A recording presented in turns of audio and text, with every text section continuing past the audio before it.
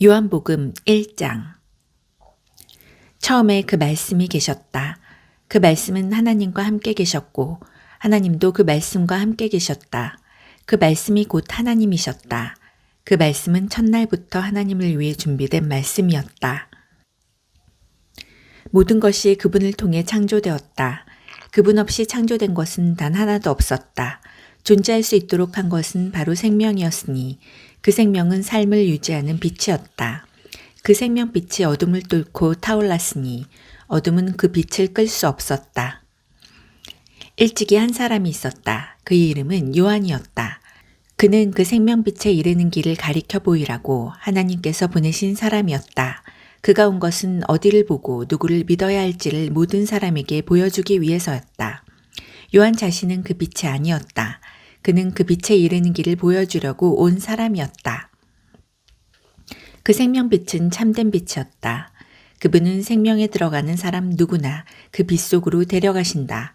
그분이 세상에 계셨고 세상이 그분을 통해 존재했지만 세상은 그분을 알아보지 못했다. 그분이 자기 백성에게 오셨지만 그들은 그분을 원치 않았다. 그러나 그분을 원했던 이들, 그분이 스스로 말씀하신 그분이며 말씀하신 대로 행하실 분이라고 믿은 이들은 누구나 그들이 참된 자, 곧 하나님의 자녀가 되게 해주셨다. 이들은 피로 난 자도 아니고 육체로 난 자도 아니며 성관계로 난 자도 아닌 하나님에게서 난 사람들이다. 그 말씀이 살과 피가 되어 우리가 사는 곳에 오셨다. 우리는 그 영광을 두 눈으로 보았다. 단 하나뿐인 그 영광은 아버지 같고 아들 같아서 안팎으로 두루 충만하고 처음부터 끝까지 참된 영광이었다. 요한은 그분을 가리켜 외쳤다. 이분이 바로 그분이시다. 내가 전에 내 뒤에 오시지만 사실은 나보다 앞서 계신 분이라고 말한 것은 바로 이분을 두고 한 말이다. 그분은 언제나 나보다 먼저 계신 분, 늘 먼저 말씀하신 분이기 때문이다. 우리 모두는 그분이 충만한 은혜, 끊임없이 베푸시는 선물의 의지에 살아간다. 우리가 기본적인 것은 모세에게서 받았지만 이 풍성한 주고받음, 이 끝없는 암과 깨달음, 이 모든 것은 메시아 예수를 통해 받았다. 이제까지 하나님을 본 사람, 어렴풋하게라도 그분을 본 사람은 없었다. 아버지의 심장에 계신 분, 단 하나뿐인 하나님의 모습이신 그분께서 하나님을 대낮처럼 분명하게 드러내 보이셨다. 예루살렘의 유대인들이 제사장과 관리들을 요한에게 보내어 그가 누구인지 물어보았을 때 요한은 아무것도 숨기지 않았다. 그는 그 질문을 얼버무려 넘기지 않고 사실 그대로 말했다. 나는 메시아가 아니다. 그들이 다그쳐 물었다. 그렇다면 누구란 말이오? 엘리야요? 아니다. 예언자요? 아니다. 그들은 화를 내며 말했다. 그렇다면 누구란 말이오? 우리를 보낸 이들에게 전해줄 답변이 필요하오. 무엇이라도 좋으니 당신 자신에 대해 좀 알려주시오. 나는 하나님을 위해 길을 곧게 하라고 광야에서 외치는 소리다.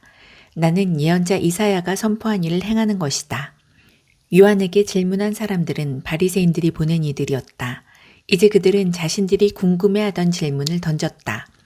당신이 메시아도 아니고 엘리야도 아니고 예언자도 아니라면 세례는 왜 주는 겁니까? 요한이 대답했다. 나는 물로 세례를 줄 뿐이다. 그러나 너희 가운데 너희가 알아보지 못하는 한 분이 서 계신다. 그분은 내 뒤에 오시지만 내 다음 가는 분이 아니시다. 나는 그분이 겉옷을 들고 있을 자격조차 없는 사람이다. 이것은 요한이 세례를 주던 요단강 건너편 베다니에서 나눈 대화였다. 이튿날 요한은 예수께서 자기에게 오시는 것을 보고 큰 소리로 말했다. 이분이 하나님의 유월절 어린 양이시다. 세상 죄를 용서하시는 분이다. 내가 전에 내 뒤에 오시지만 사실은 나보다 앞서 계신 분이라고 말한 이가 바로 이분이다. 나는 이분이 누구신지 전혀 알지 못했다. 내가 아는 것은 이분이 하나님을 계시하시는 분이심을 알아보도록 이스라엘을 준비시키는 것이 내 임무라는 것뿐이었다. 그래서 내가 여기에 와서 물로 세례를 주는 것이다. 너희를 말끔히 씻기고 너희 삶에서 죄를 씻어내어 너희로 하여금 하나님과 함께 새 출발을 하게 하려는 것이다. 요한은 자신의 증언을 이 말로 매듭지었다. 나는 성령께서 비둘기처럼 하늘에서 내려와 이분 안에 편히 머무시는 것을 보았다. 다시 말하지만 내가 이분에 대해 아는 것은 물로 세례를 주라고 내게 권한을 주신 분께서 너는 성령이 내려와 한 분 위에 머무는 것을 보게 될 텐데 바로 그가 성령으로 세례를 줄 것이다 라고 말씀하신 것뿐이었다. 나는 정확하게 그 일이 일어나는 것을 보았고 그래서 너희에게 말하는 것이다. 이분이 하나님의 아들이신 것에는 조금도 의심의 여지가 없다. 이튿날 요한이 두 제자와 함께 자기 일터에 있다가 예수께서 근처를 지나가시는 것을 보고 말했다. 하나님의 유월절 어린 양이시다. 두 제자는 요한의 말을 듣고 예수를 따라갔다. 예수께서 고개를 돌려 그들을 보시고 말씀하셨다. 무엇을 찾느냐? 그들이 말했다. 랍비님, 어디에 묵고 계십니까? 랍비는 선생이라는 뜻이다. 예수께서 대답하셨다. 와서 직접 보아라. 그들은 가서 예수께서 지내시는 곳을 보았고 그날을 그분과 함께 지냈다. 늦은 오후에 일어난 일이었다. 요한의 증언을 듣고 예수를 따라간 두 사람 중 하나는 시몬 베드로의 동생 안드레였다. 그가 예수께서 지내시는 곳을 확인하고 나서 맨 먼저 한 일은 자기 형 시몬을 찾아가 우리가 메시아를 만났다고 알린 것이었다. 메시아는 곧 그리스도다. 그는 즉시 시몬을 예수께로 인도했다. 예수께서 시몬을 쳐다보시고 말씀하셨다. 너는 요한의 아들 시몬이 아니냐? 이제부터 내 이름은 게바다. 게바는 베드로, 곧 바위라는 뜻이다. 이튿날 예수께서 갈릴리에 가기로 하셨다. 예수께서 갈릴리에 도착해 빌립과 마주치셨다. 예수께서 말씀하셨다.